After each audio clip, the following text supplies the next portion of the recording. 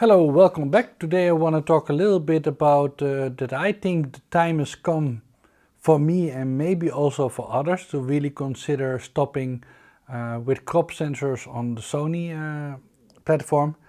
For me, the realization came up a few days ago when I was shooting with two cameras at the same time, so my A7R III and my A6500. Normally I have my A6500 just for video. But I went out, I took both of them with me and I kind of compared them a bit. And for me it's now quite clear that how superior in a way the full frames are. And if I just look at the things Sony is doing and where they're putting their effort, and in combination with the quite big differences at the end of the day in the way that you can control the camera, the way that you hold the camera, and the lenses that go with each of these, it's sort of, for me, is kind of the end of the line for the crop sensors. So I will be selling them. I already sold my 6300. I still have a 6500 that I'm now recording with. And I still have the A6000, so I had all three of them. I had the 6000, the 6300 and the A6500, and I will be selling them, and I will also sell quite a few of my my crop sensors. The only one that I might keep is the 10-18 because it's such a nice little gimbal sort of lens. So I might hold on to that one. But by selling all of them, I most likely should be able to I think probably quite comfortably get a second A7 body, so the A7 III, or I'll wait until we get an A7S III.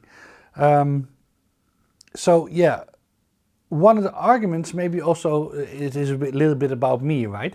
So one of the arguments always, and I put an A6000 here, which looks really small because of the bag that I put quite into view, so it looks a little bit bigger.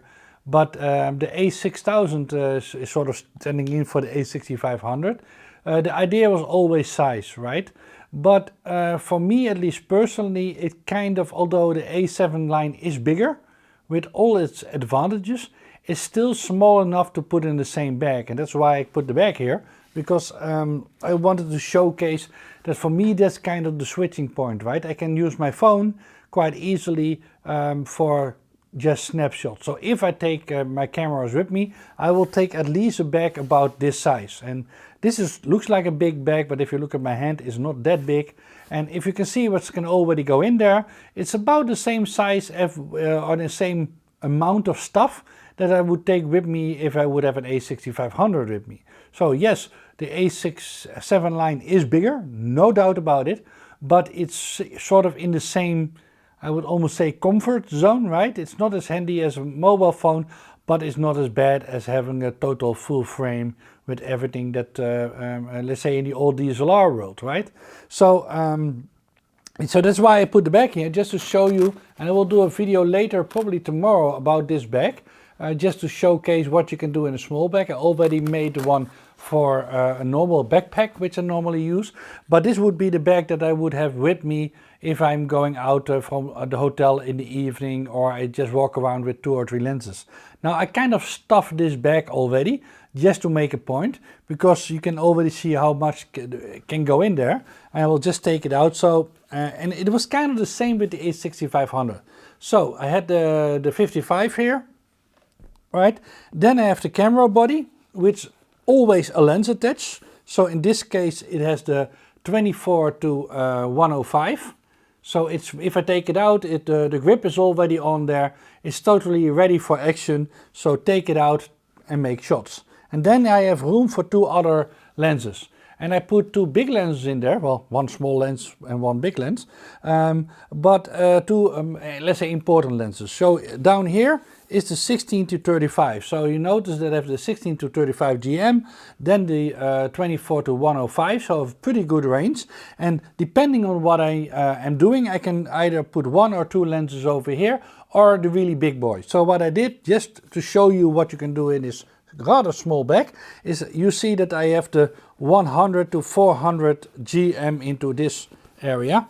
I need to fiddle sometimes to get it out and put it back, but that's okay. So you can see that I have the bigger, kind of the biggest lens at the moment, right?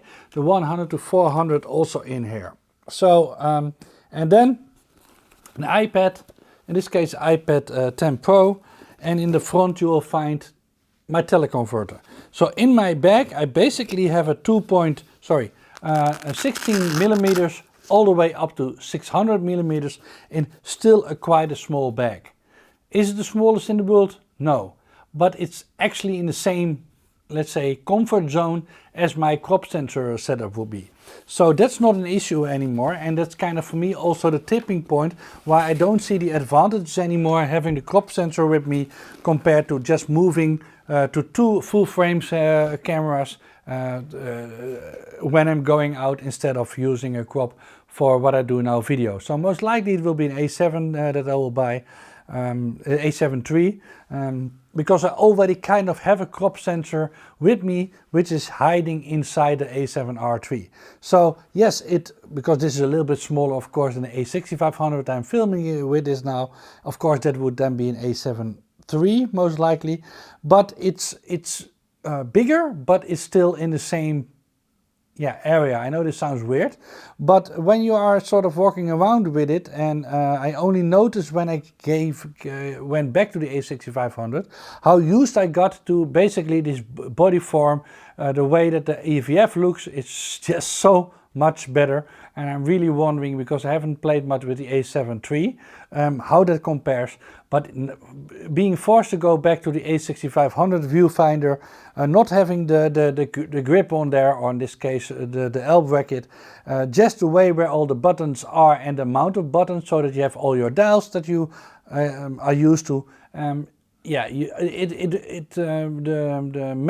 muscle memory went quite quickly, and going back now I'm quite irritating myself on the crop sensors. So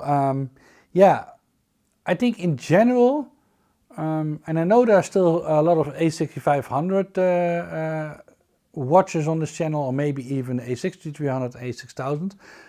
Not saying you have to switch, of course it's a free choice. But do consider, if you resell everything now, what will be the downside? Because I can almost promise you that the A7 III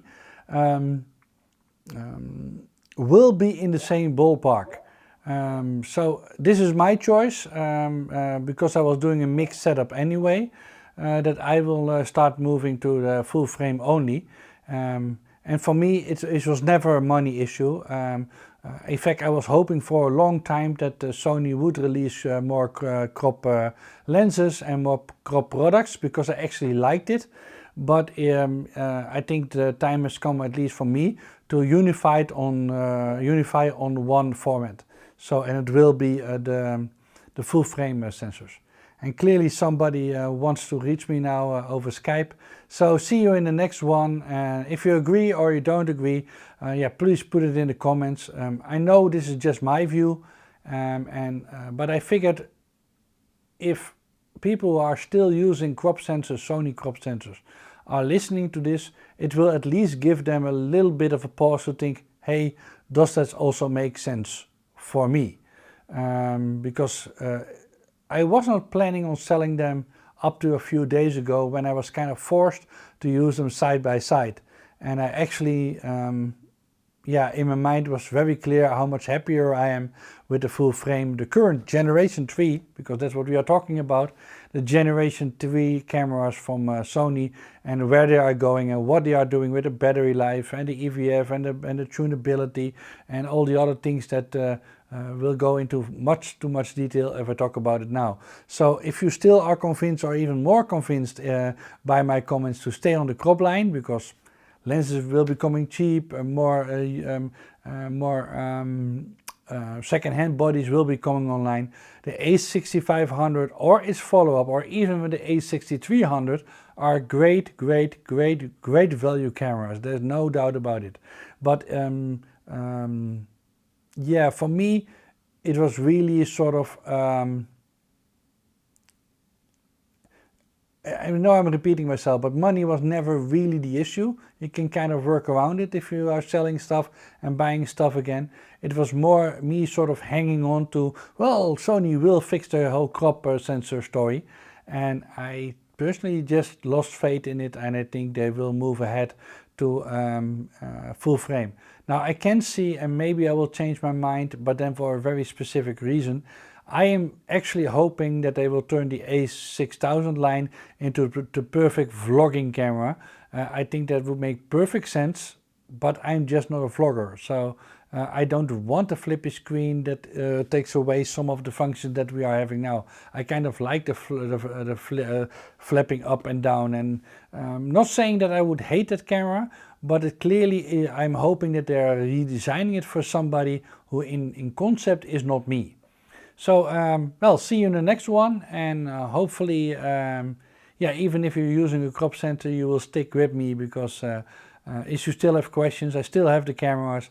I will try to answer them as well as I can, but I also figured it was fair to tell you my state of mind on quite a big set of stuff that I have owned and I've talked about before.